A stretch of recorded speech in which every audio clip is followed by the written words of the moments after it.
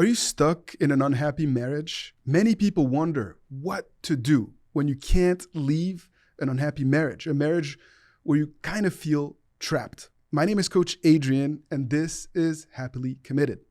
In order to answer this question, first and foremost, we need to identify how to know if you are indeed in an unhappy marriage. And based on my experience having coached couples for many years now, I can tell you that you are in an unhappy marriage if there's constant criticism and defensiveness. After a while, when we are coasting through marriage life, it can become a little bit tempting to just constantly nag, to constantly criticize our significant other for all of the things that they are not doing well. Oftentimes, we don't even realize, we don't know that we are being so critical.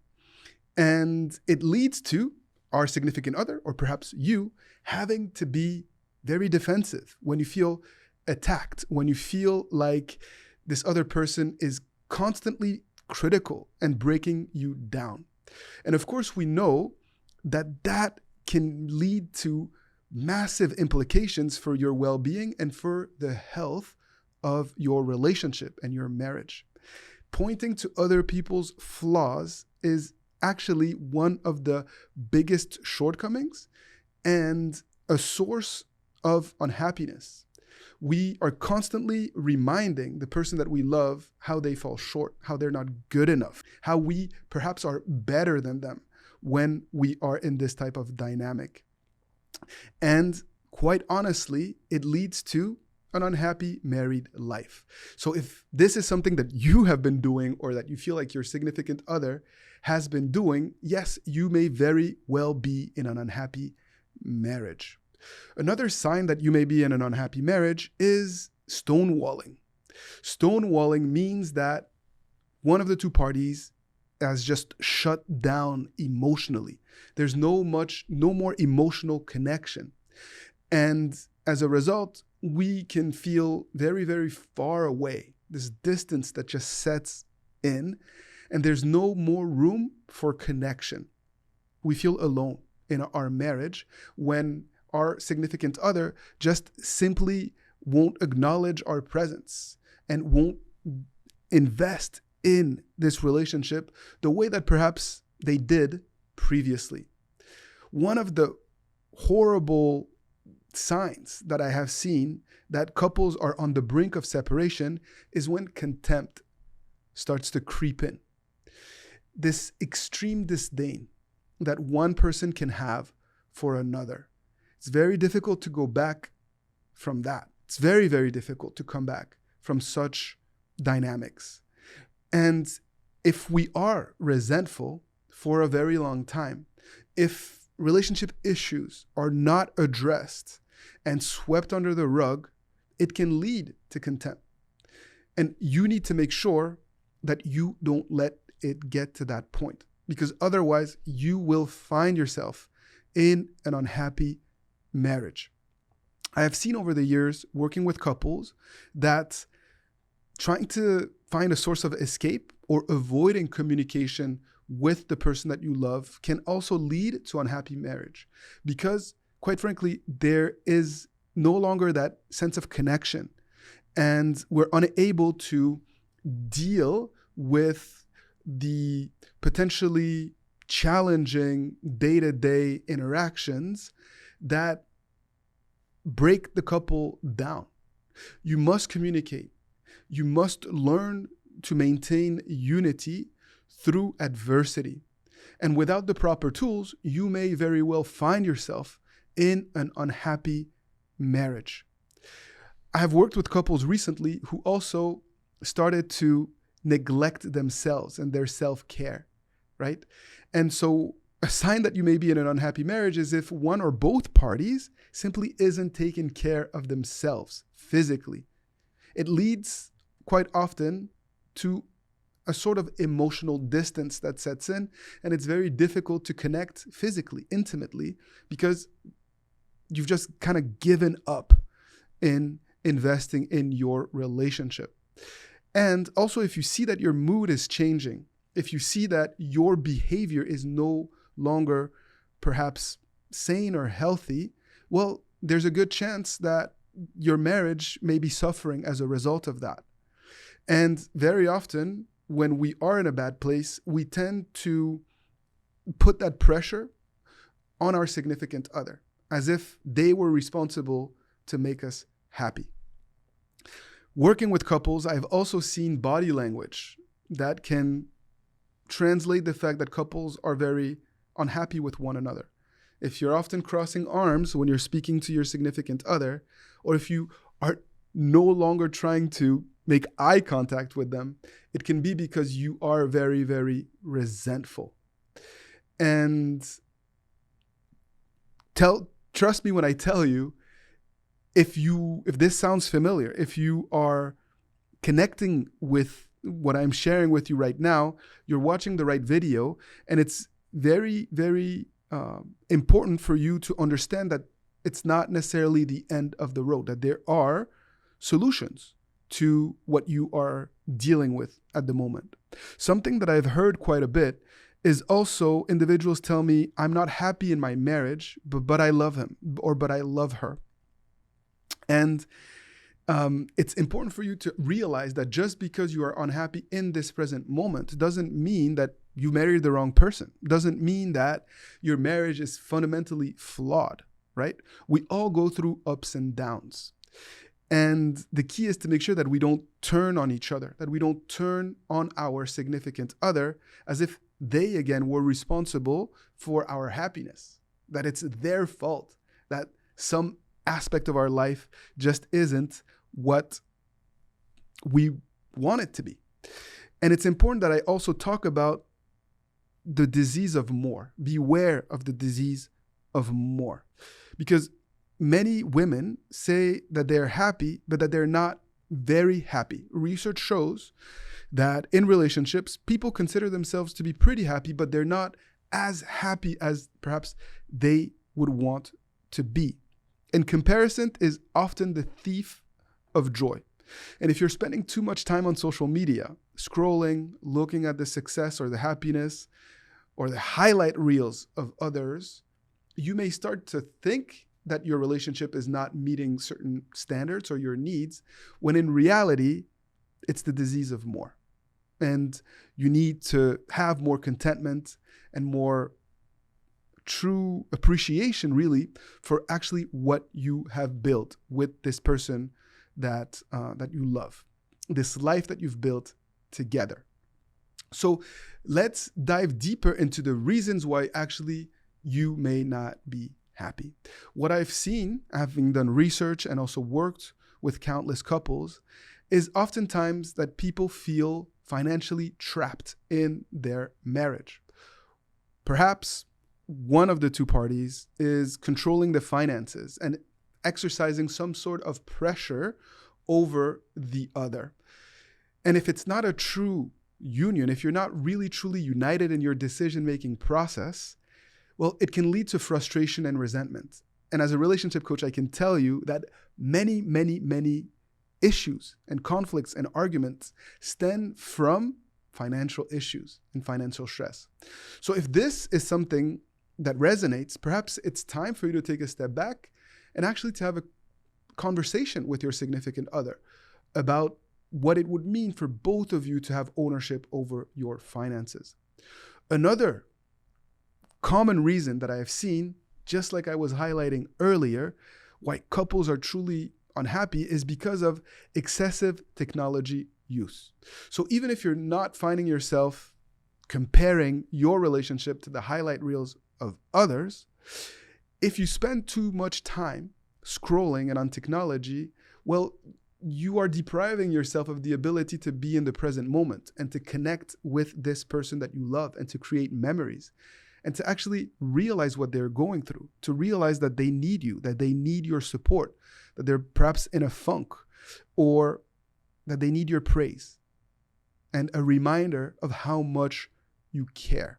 I have also seen a pattern of many women, wives, being unhappy in their marriage because they lack connection. They want a friend. They want someone that they can connect with, someone that cares about them and their children. And this specifically to men, if you have failed to really take time to connect with your woman, with your wife, with your girlfriend, to make sure that their emotional needs are met, to make sure that they understand that they matter, that they are cared for, that their feelings matter, you may very well create a dynamic where your wife feels disconnected from you. So not meeting the emotional needs of your partner is a very real reason why your relationship may not be as fulfilling as it once was, and why couples feel like they are unhappy in their relationship. Another common reason why couples are unhappy, and one that I have experienced myself personally, is when there's an unequal distribution of responsibilities in the home. So this can be linked to household chores. Maybe one person is always the one cleaning up. Or it can be that, one person is solely responsible for taking care of the education of the children. Or maybe it could be that one person has the financial burden of the family on their shoulders. And so when there is this disparity in your marriage, in your relationship, it can lead to people feeling unhappy, feeling shortchanged, feeling like their needs are not met, or that their value and what they are contributing to the well-being of the family and of the home is not really truly taken into consideration. That can lead to resentment. That can lead to unhappiness. And it's very, very, very important for you to address this head on by communicating with your significant other if those reasons speak to you. Unfortunately, we live in a society where things often are never enough. It is a very materialistic society that we find ourselves in at this time. And this leads to unrealistic expectations, just like I was talking to you about earlier. Perhaps it's because you're on social media too much, or perhaps it's just because you're comparing your life to your neighbors, to others, to what you see on television, in shows. And so you have grandiose expectation of what relationships or married life should be. And so you're always in this mindset of things not being good enough. And if you find yourself in this dynamic, it's really important that you take a step back and that you check yourself, right? Because unrealistic expectations can lead you down the wrong path. And I've seen so many individuals throw away a beautiful relationship, a marriage that they have worked on for years and years because of sudden unrealistic expectations. And I don't want this to happen to you. Of course, we are going to explore how to survive a bad marriage in a little bit. But I really want you to think about gratitude. Be grateful for what you have. That is the best way. Cultivating gratitude is the best way to make sure that you don't fall victim to these unrealistic expectations that can really plague your marriage. Another big ill of our society that lead people to being really truly unhappy in their marriage is social isolation. So it's not just good enough for your significant other to connect with you, to be in the present moment, to put away technology, and to have real profound conversations. You also need to make sure that you are not isolating yourself. Unfortunately, again, because of the materialistic society that we live in, our relationship with others can tend to be very shallow. We just say hi to our neighbors, but we don't really know them. We have many friends on social media that follow us or that we're connected to, but are they really true friends? Are we really truly nurturing friendship with these individuals? If you were in distress, could you count on them to show up and to be there for you? That social isolation often is the reason why so many individuals are depressed. So it's not that your marriage is failing you. It's not that you married the wrong person. It's just that you're isolated and therefore very often depressed. And it's important for you, if you recognize that you may be falling into this dynamic, that you do something about it, that you are very intentional about having an active social life, especially with your significant other, so that he or she doesn't feel isolated. Can't tell you how many times I've seen people start to think solely about their well-being, the disease of me. And so you feel like your business is doing well, or you're thriving in your career, or you're having a lot of fun with your friends, but you're not considering how your significant other is doing and how, if they feel isolated. You have to see marriage as if you were one soul, one entity. If your significant other is unhappy, unfulfilled, it's going to have an impact on you. Just like if you are not feeling well or fulfilled, it's going to have an impact on your marriage, on your relationship, and on this person that you love deeply. So we need to look after each other. And we need to resolve conflict as quickly as possible.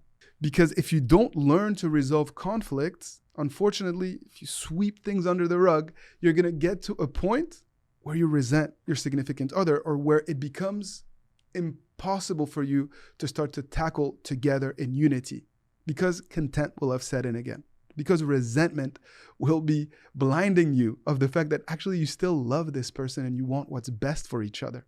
I also wanted to talk about a very, very common cause of unhappiness that unfortunately I've had to address way too often. And that's betrayal and infidelity. When people are unhappy, they tend to seek happiness outside of their relationship, whether it's an emotional affair or a physical one, whether you start to talk to people online and start to seek that validation and that attention outside of your relationship, or even worse, you start to become addicted perhaps to pornography, that can lead to really long-lasting negative impacts, both on you and on your couple. And if you find yourself in these dynamics, I urge you to please reach out to me. Let's work together, really, to address some of these ills that really plague relationships. I am a relationship coach. I find my joy in helping couples bounce back and flourish in their marriage. That's what brings me purpose and happiness. It is how I try to serve others. And that's why, quite frankly, I'm so motivated to come into the studios and to do these videos. The real reason why you may find yourself in this dynamic where you're unhappy, which leads to a lot of the ills or the symptoms that I've just described, is that many people don't have a clear understanding of their purpose as human beings.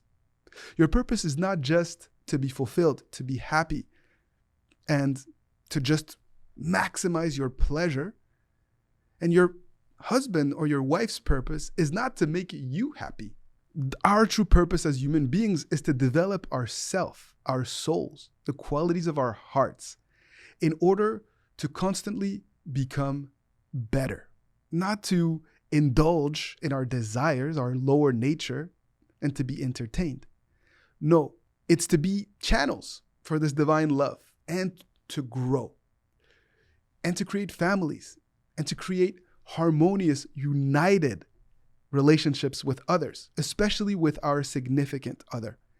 And that's what this process is all about. That's what coaching with me is all about. Making sure that we live out our highest aspirations in our relationship while reaching our full potential. I would like to accompany you on this journey. And if this is something that you want to do, please don't hesitate to reach out to me. Finally, I wanted to take some time to talk about how to survive a bad marriage without divorce. And also to go from being in a very bad marriage into a thriving one over time. First and foremost, it is very important for you to strive to nurture friendship with your partner. You're not just husband and wives or boyfriend or girlfriends. You guys are friends. And it's important to not forget that and to make sure that that consciousness is actually translated into day-to-day actions. Really be there for one another. Really seek to uplift one another.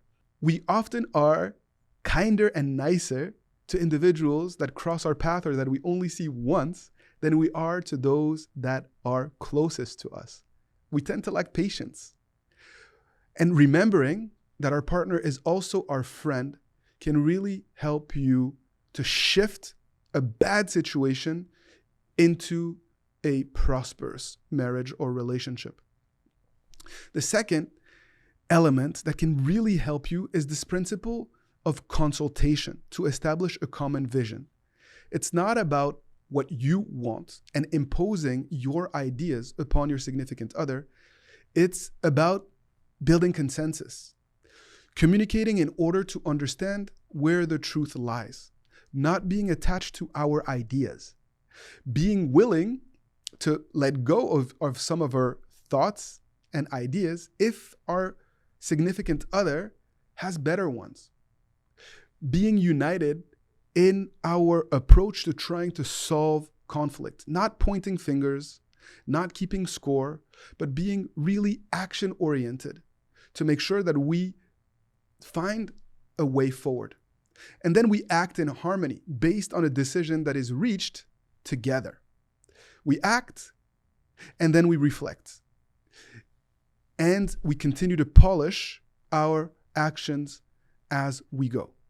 That is one way to make sure that you can be in a positive cycle where you guys are learning together through action and reflection. But in order to do this, you need to be consistent. And you need to make sure that you have a common goal or a common vision of what you are trying to achieve. I also want you to think about your communication with your significant other. Don't communicate to push an agenda, to make sure that they understand how hurt you are or what you're going through. Communicate to understand what this person wants to tell you, to understand what they are feeling and why. If you're able to pause when there's an argument and to ask your significant other, what is it that you are trying to convey to me that I'm not understanding right now? And tell me how you feel and why. And really learn to listen. This can change everything because you're no longer at odds. You're on the same team. And it's one way of reminding yourself that indeed you are on the same team. I also want you to stop seeing the worst in your partner. You need to focus on their good qualities. Like we were talking about at the very beginning, if you're fixated on their flaws, you're not going to be able to really uplift them. You're going to be constantly reminding them of how they fall short, and you won't inspire them to improve. If you are able to actually see the positives in your marriage, see the qualities in your partner, and verbalize those, you will inspire them to continue to do the work. And you can turn a bad marriage into a thriving one. I myself sometimes get caught up focusing on one little tiny thing that my wife does that just irks me the wrong way. And you know how I overcome this or strive to overcome this? By bringing myself to account, by remembering my own shortcomings, because she'll tell you I'm not perfect. No one is. And so by reminding myself of the ways that I fall short in my marriage, it gives me empathy and an appreciation for the efforts that she is making. And I encourage you to do the same. And if you don't know what your shortcomings are, sometimes after a while, we can forget that we're also human and we're also hurt our significant other. If you find yourself in that position, then ask your partner about your blind spots and the way that, they are showing you love that you may not be appreciating, or the things that, you can improve. That type of selflessness can really, really go a long way. Ultimately, relationships are about nurturing selflessness. And the more you can invest in developing that quality in each other, the better off you will be. And you can nurture selflessness through service, really striving to alleviate the needs and the suffering of others, really trying to think about other people's well-being and not just your own. And if you're able to do that as a couple, good things are to come. You can also nurture a sense of selflessness through mindfulness, through meditation and prayer. If you're able to tap into that spiritual side of your connection, you are really going to strengthen your marriage in a very profound way. And you're going to be more patient and loving with each other. Ultimately, you'll also learn to be in the present moment and to give your significant other the gift of your undivided attention. I want you to see your partner as someone that is there to help you grow, not someone that is in the way of your freedom or your happiness. If you're able to see your partner as someone that is there to help you grow, you will never run out of patience with them. You will be grateful. And ultimately, that's what this life is all about. That's what marriage is all about. And that is how we can stay happily committed. If you've watched this video all the way to the end, man, I salute you. You are committed to making your relationship thriving and happy. And I want to learn from your experience. What resonated? What did you not agree with? Let me know in the comment section below. And if you have questions for me, it'll be my pleasure to answer them personally. I am here to support you as your relationship coach and to make sure that together we learn how to maintain and nurture happily committed marriages. Take good care and keep fighting the good fight.